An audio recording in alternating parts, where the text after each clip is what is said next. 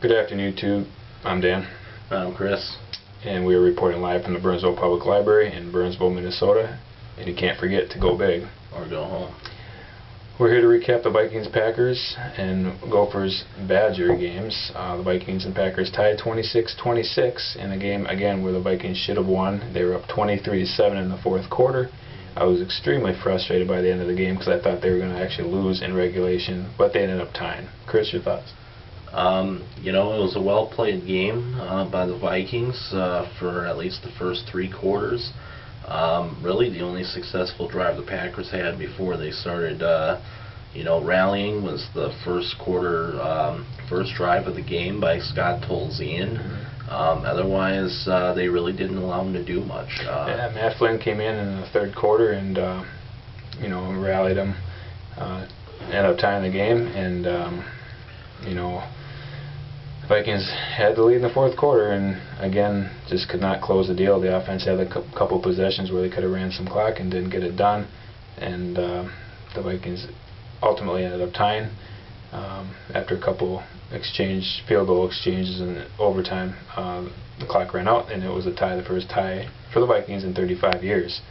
Audie Cole was amazing. Xavier Rhodes was great before he got hurt, and looks like, and it was a good day for Blair Walsh Fantasy Point Absolutely, fantasy owners. Absolutely. So Audie Cole probably he's gonna start this week again. Yeah. We're not gonna quite call him E.J. Henderson quite yet, but if he continues to have those types of games, he definitely will find himself a home here in Minnesota for the next 10 years. Absolutely. Aaron Henderson, another Viking that got arrested for DUI, he will not be starting on Sunday. I think a lot of people are asking, did McKinney put together another boat cruise? Yeah, it's getting ugly here, and we'll have to see what happens this weekend with the Vikings and Bears. The Bears also having problems, especially defensively, so I'm looking for Adrian Peterson to have a big day. Absolutely. Bears ranked 31st against the run. They pretty much got embarrassed anytime the Rams did any form of the run. So Bears, we're hoping that Adrian Peterson and Toby Gerhart will just slash and gash the Bears defense. Yep, so I'm going to pick the Vikings to win this game 34-20. And I'm going to pick the Vikings to win this game 17-14. All right, we'll have to see what happens. The Vikings are 2-8-1. I think the tie actually helped them in the draft, and the loss definitely hurt the Packers, including the Packers getting smoked 40-10 yesterday, which was absolutely amazing and very satisfying before our Thanksgiving meal. Oh, yeah. Moving on to the Gophers and Badgers. The Gophers defense played pretty good, as good as you could really ask for. Had the defensive touchdown, but the offense just couldn't get anything going against the Badgers defense.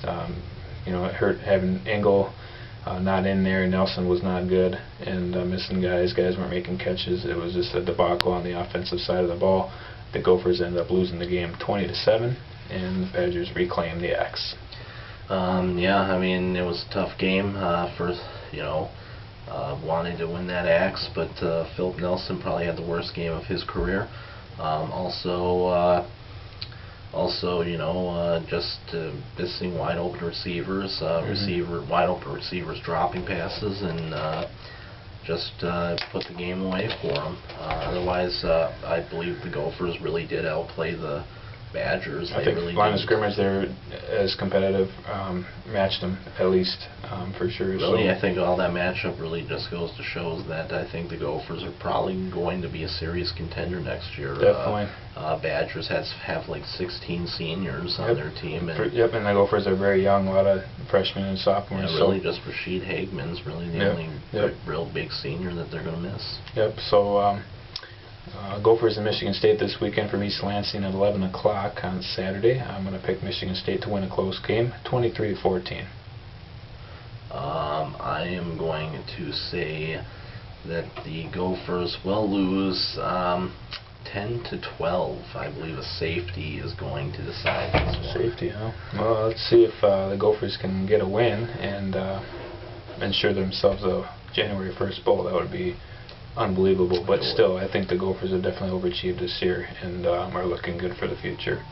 Now to the Wild and Wolves, who had down weeks. The Wolves are in a 3-game losing streak. They're sitting at 8-9 and out of the playoff picture at this point, with losses to Houston, Indiana, and at home against Denver, in which their defense is they're not getting stops. They're getting beat on the boards and second chance points. So they beat Brooklyn last week handily, and then they went to Houston the next night and lost without James Harden. That was kind of disappointing.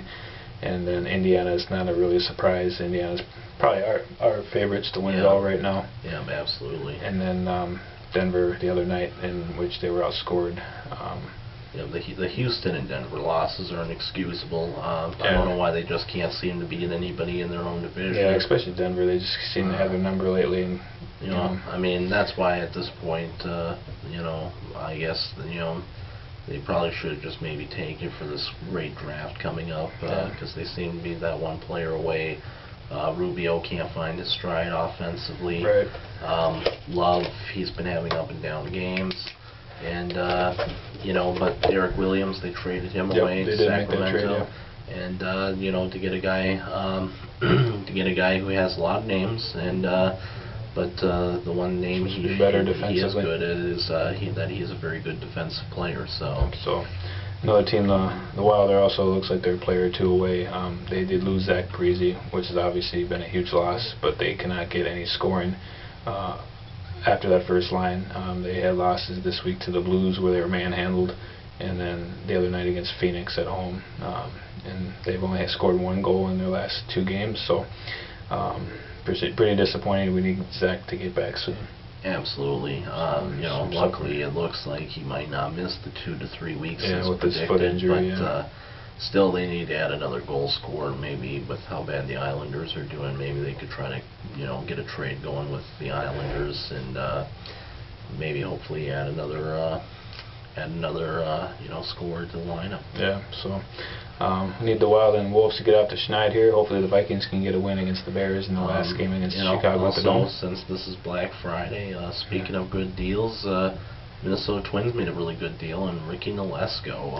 4 years, $49 million. Biggest free agent signing in Twins history. Let's keep it going and try to pick up Phil Hughes and maybe get Matt Garza back. Yep.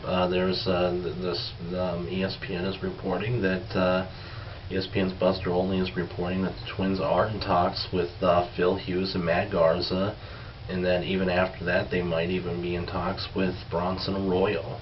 Let's keep it going. They said that we need a target field for a competitive team, so let's try to get some competitive pitchers. I think the poll has finally realized that people only pay for a major league team, not a high school team. Couldn't agree more. With that, I'm Dan. And I'm Chris. Don't forget to go big or go home. Have a great weekend.